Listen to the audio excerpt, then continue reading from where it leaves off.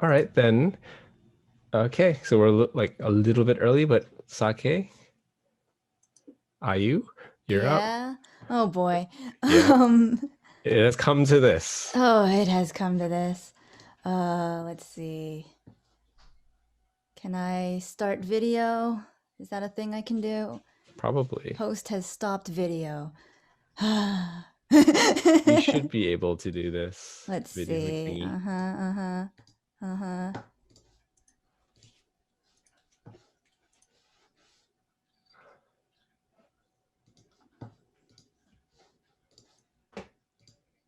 I don't see it as an option.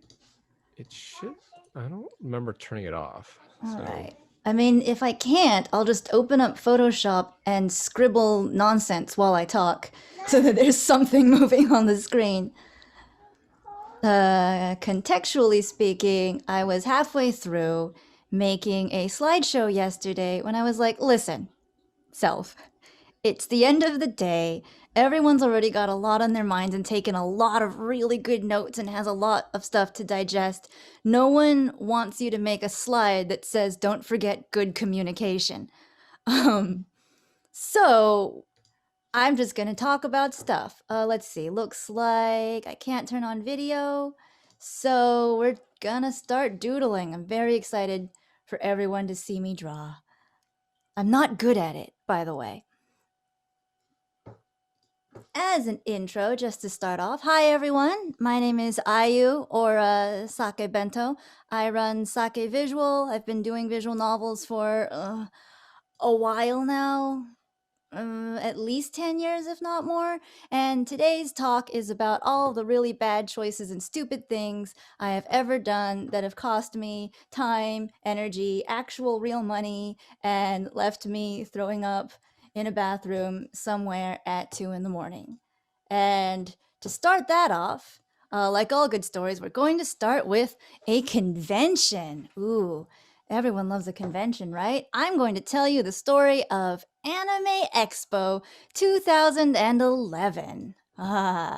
So, the date, 2011, it's July, we're coming up on the 4th, and the place is Anime Expo. In hold that on. year, People are like, "Are you sharing screen or the video button?" I did hit the video button, it didn't work. Let's try sharing screen. Share that.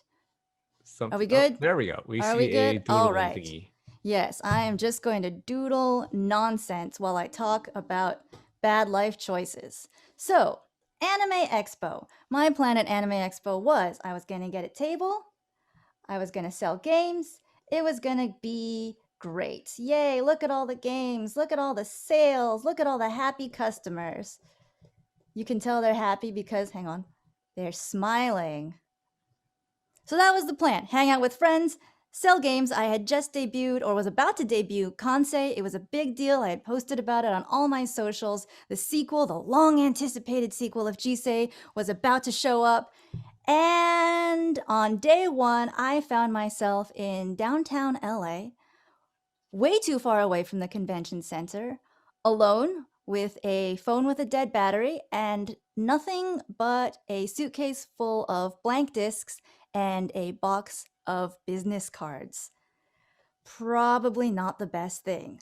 The rest of the con involved selling a game that had a game crashing bug in it, which led me to filling out many, many emails for the months to come, and at one point in time, having dinner in Little Tokyo with a bunch of strangers.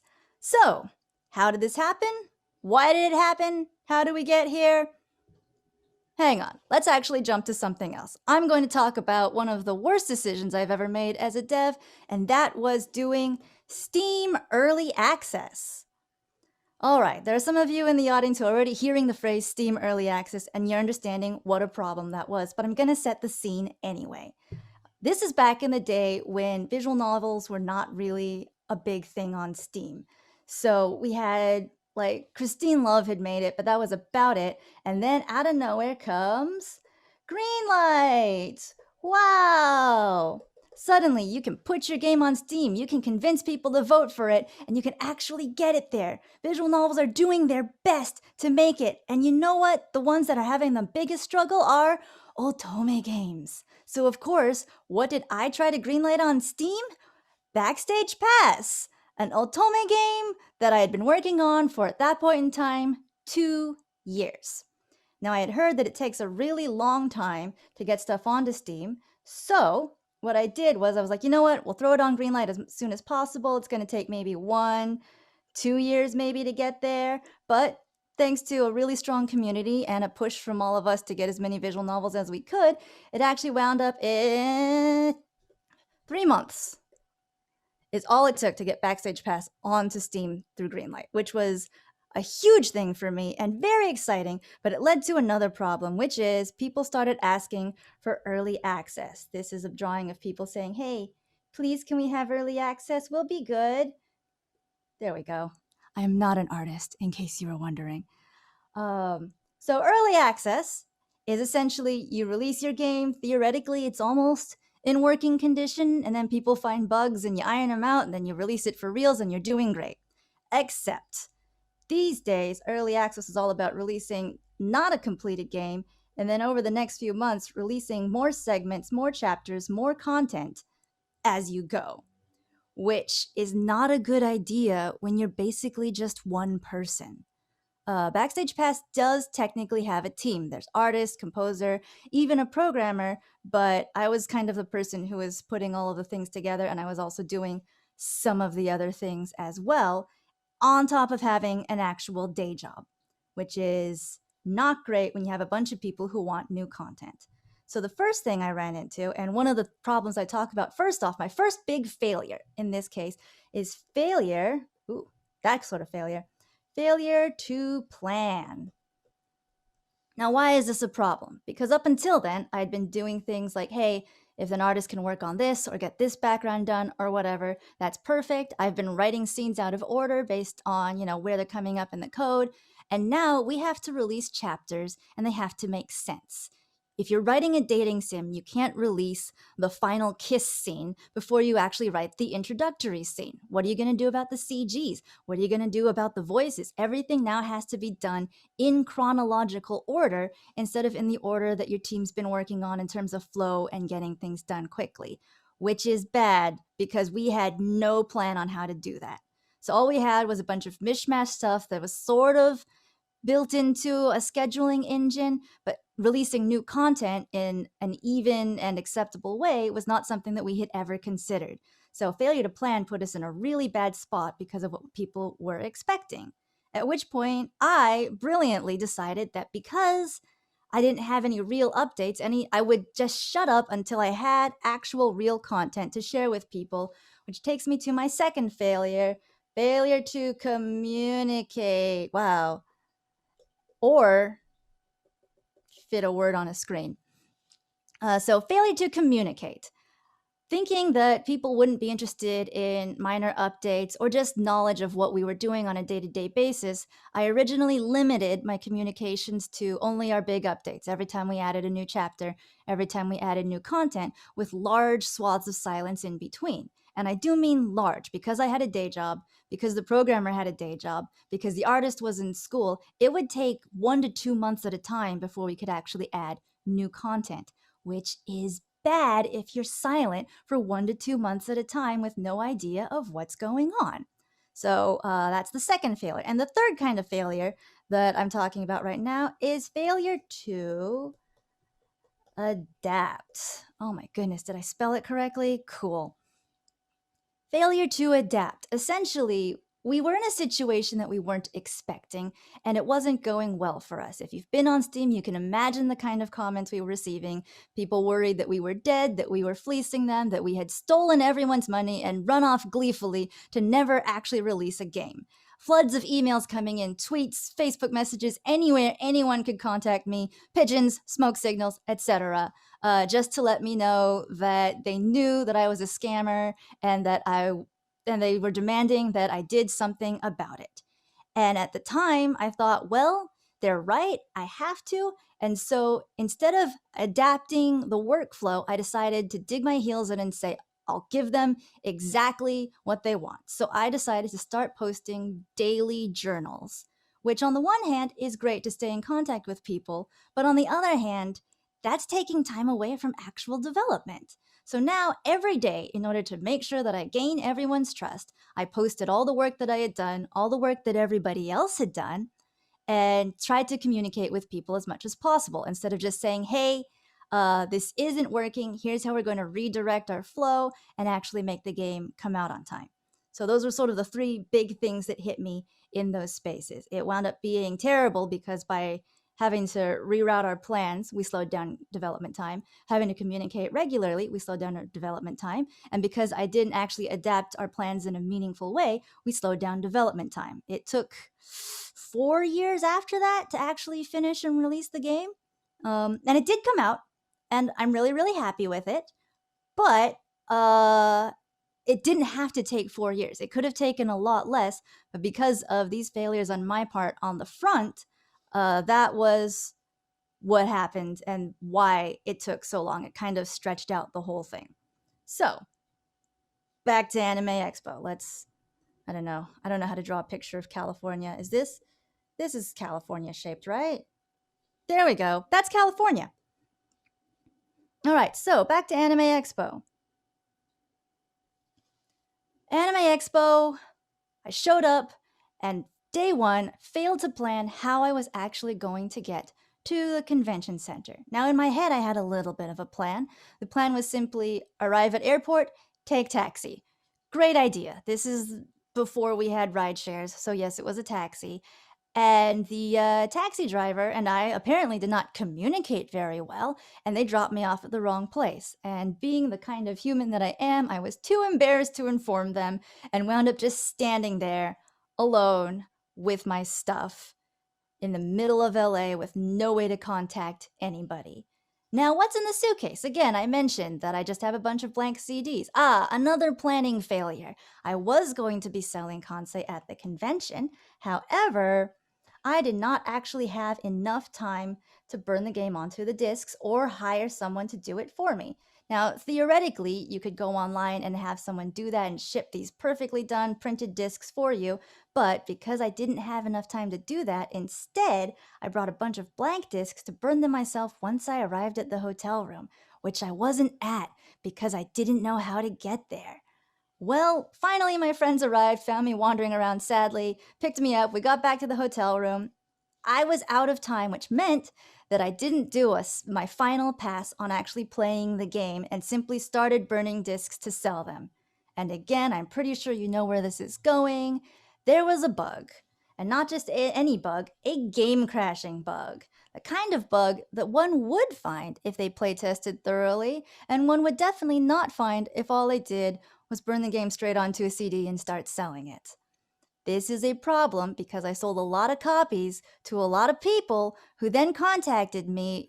Most were quite polite about it over the next few months, letting me know that the game would just crash and simply stop working at some point, which meant that, again, development time for the next project kept getting delayed because I was sending out updated, better copies to people as the requests trickled in. Whew, big problems. All right, so then, more Anime Expo problems.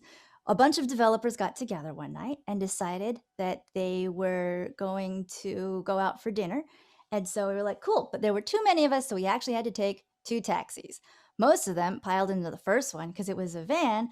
I wound up in the second one, at which point we discovered that no one in our taxi knew where we were going for dinner. We all knew what the name of the place was, but since nobody had the address and we had no way to contact anybody else, we didn't meet up with anyone else after all. And that is the true story of how I wound up having dinner with the entire crew of Dischan. So that's Anime Expo. At least those are the highlights. There were a lot of other things, but wait, what's the rating on this stream? We'll keep it there for now.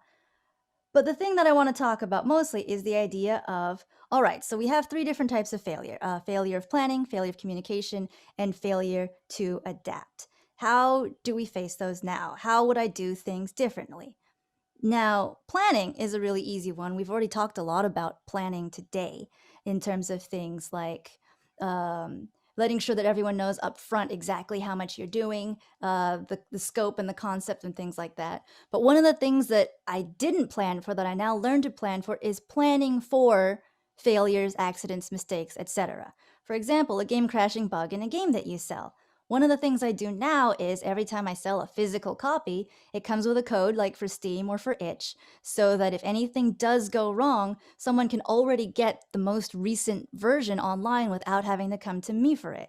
Bugs are going to be in the game. You're going to have to accept that no matter how well you plan or how well you test, it's going to happen. So, as much as you do your best to take care of those, you also plan for what happens when things slip past you. Communication. A lot of people talked about communication today, so I'll be kind of brief on that one. But communicate regularly, but also communicate clearly. One of the things that happened literally this morning, in fact, is an artist I am working with and I apparently did not communicate well with each other despite our best efforts, and the artist illustrated the wrong thing. That is my fault because, again, I didn't communicate in a way that the artist could understand. But even now, make sure that your communication is clear and that if there are any questions, you double check. The reason it's my fault is because when the artist asked for clarification, I didn't pay close attention to their question and I answered in the wrong way. So it is absolutely on me that it didn't work out. And adaptation. Essentially, if things aren't going well, hit the brakes as soon as you can and stop and think about how to get somewhere, how to get to where you want, or even how to trim down your scope and your ideas and stuff like that in order to make sure that it's actually going to work. I did promise I would talk about every mistake I'd made. I don't think there's nearly enough time for that. But here are some highlights, and if you want to play along at home, you can tell yourself, guess, is it a failure to plan, a failure to communicate, or a failure to adapt, or a combination of the above? Okay, so here's one. I have an entire set of character sprites that I cannot use because I don't actually have a story for them. I just got so excited because an artist I liked was finally available that I just gave them a bunch of really cool character designs I've been thinking of, and I don't have any way to use them anymore because they don't fit together in the world. A while ago, when I was selling games for someone, they required activation codes for all the games so that people couldn't pirate their games. So I very cleverly printed activation codes onto the discs as I sold them. I got a lot of really upset emails about that one too. Can anyone guess why? Ah ha ha ha, it's because when you put a disc into your computer to install the game, you do not have access to the activation code anymore. It is not visible. Didn't think that one through. All right, here's a good one. An artist stopped talking to me and stopped turning in work for 6 months until I followed up with them to see if they were doing okay. Turns out, because I had released a demo version to some folks and I had asked for the name to include in the credits, I had worded it in such a way that they thought that I had decided to cut game development early and release the game as is, and they thought they were done. They literally thought they were done and they had moved on. The first game I ever made is only 10 minutes long. There are no routes, there are no choices, there's only one character. And 5 years after I released it, I found a bug that actually makes the game crash in its entirety. I know, right? You'd think that wouldn't happen. You'd think it would be impossible. In fact, that game is the one that I always use to test new engines, new ideas, because I know that it is foolproof. It's not. Turns out that there is a looping song where if you get to the end of the loop, the game crashes, but because every time I tested it, I never got to the end of the loop, I didn't know until many, many years later. And last one, just for fun, which has almost nothing to do with anything. One year when I went to a convention, Acon in Dallas, in fact, it was really, really hard to find a parking spot because the parking garages were all quite full. So I went a couple blocks down until I found a really nice parking garage that seemed super open and it was great. So I had it, went to the con, had a great time, came back on Sunday and found that it was locked up tight. As it turns out, that parking garage belonged to a bank downtown. They're not open on Sunday, and bank security does not like it when you hang around outside their parking garage carrying a bunch of stuff and luggage. As it turns out. Thankfully, the guy who actually came to see me was a huge anime fan, and so I traded some swag for my car, and that was really nice. Yeah, I think, yes, we're timed out pretty well. This is the part where I accept either questions or people laughing. One or the other. Do we have any questions? I think the chat is like shell shocked. They're like, what? No. Like, you can scroll through the chat right now. And Oh it's like boy. largely reactions, and it's just like, oh no. Oh my God. Stop. What? Yes. Let's see. Time you had to send out replacement CDs, you had to pay postage and all. I always eat the costs for any time I make a mistake, which is something I actually do recommend doing. It, it it is a privilege to be able to do it, but it will keep your customers with you in the long run. I have a question. Are you okay? Oh goodness. Um, define okay. Let's see, off of Zoom. Do you find selling games at conventions to be generally valuable? If I'm lucky, I will break even at a convention. I do not always. What's more important is the fact that I get to meet a lot of people, a lot of visual novel gamers, and a lot of other devs. Conventions are really best for meeting new people, making acquaintances, and things like that. And there are some people who just really, really prefer to have a physical copy in their hands, so it's nice to be able to cater to that as well. See, would be interested in hearing more about making physical games and selling at cons. Hey, next year's talk is already in the bag! Have you at least learned from your past mistakes? Well, I mean, considering that exactly this morning I discovered I communicated poorly, I'm gonna guess no. Um, no, I have a little bit at least. Like, for instance, I plan now for failure and what I will do if things go wrong. So now I don't even have to guess what might go wrong. I always have sort of a little backup if something goes wrong. And I think I've learned to be more clear in my communication, but apparently not always. What is the best constructive criticism you've received from a convention? Oh goodness, I received quite a bit. Um, One of the things I get, not just from cons but across the board, is that people don't necessarily want an exact 1-to-1 ratio of a JVN when they're playing an EVN. If people prefer that style, they're just going to stick with JVNs anyway, and that when you're making EVNs, it's okay. In fact, it's even preferable for you to break out of that mold and explore other ways that you can express yourself in media and types of gameplay and artwork and things like that.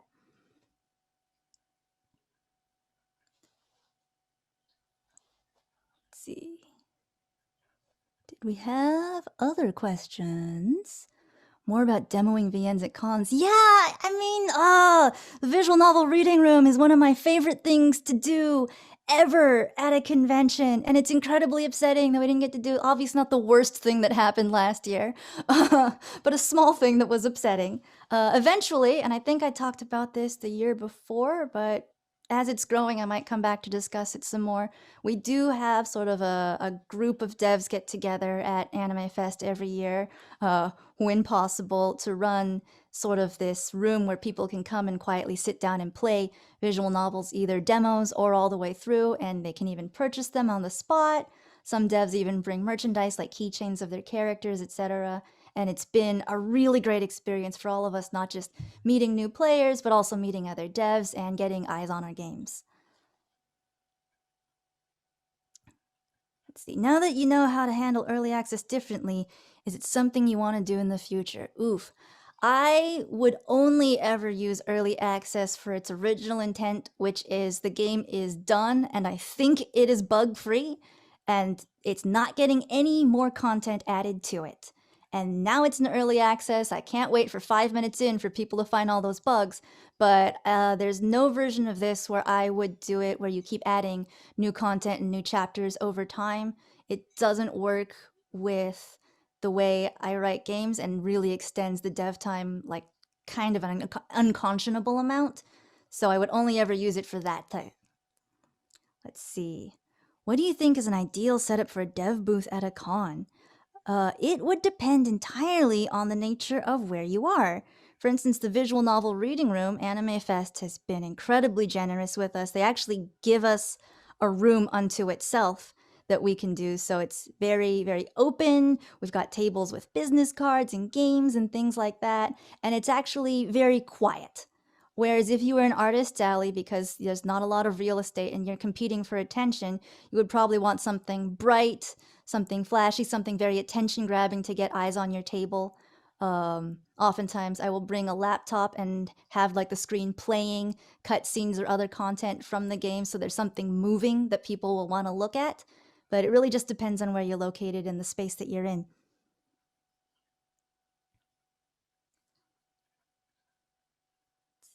Did we have other questions? Let me check the Zoom. Nah. No. All right, that looks like it's it. I think so. 5, 4, 3, 2, 1. Sweet. All right. Hey, thank you for listening to my disaster talk. Thank you for just reminding us that we are not the only ones who make mistakes. Everyone has similar stories to yours. It's just you are the one that was brave enough to choose to share them with us. Hey, everyone, you should spill the tea in my DMs. I want to hear your stories too. Oh, yeah.